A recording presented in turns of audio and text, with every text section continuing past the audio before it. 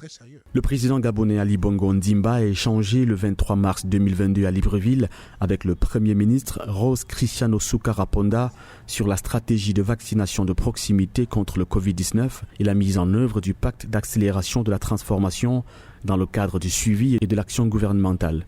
Sur la vaccination de proximité, il a été question de faire au chef de l'État la présentation de la stratégie mise en place par le ministère de la Santé en vue d'implémenter et de déployer la vaccination de proximité.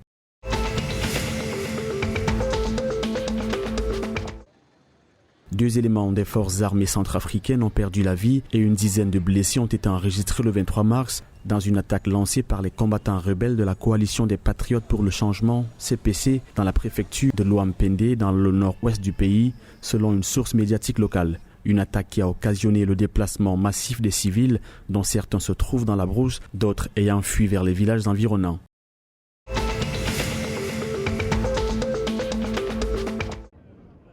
Dans le pré-dialogue de Doha au Qatar en vue de permettre la participation des mouvements politico-militaires au dialogue inclusif de N'Djamena, les partis en présence ont abordé le vif du sujet. Pour la première fois le 23 mars, la médiation a rencontré deux groupes de représentants politico-militaires. Des délégués en sont ressortis satisfaits de leurs 2 heures d'entretien avec la médiation qatari.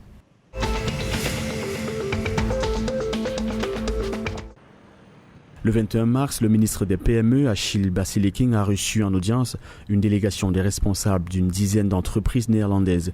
Un acte qui marque le début d'une mission commerciale d'une dizaine d'entreprises qui viennent chercher des partenaires camerounais avec lesquels ils peuvent faire des affaires. En vue, la production et la transformation des produits made in Cameroun avec la technologie néerlandaise.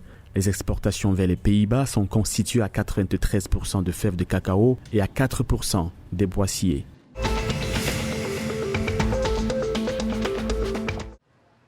Le réseau des associations des professeurs des universités et instituts supérieurs du Congo annonce qu'il relance la grève sèche et générale sur toute l'étendue du territoire.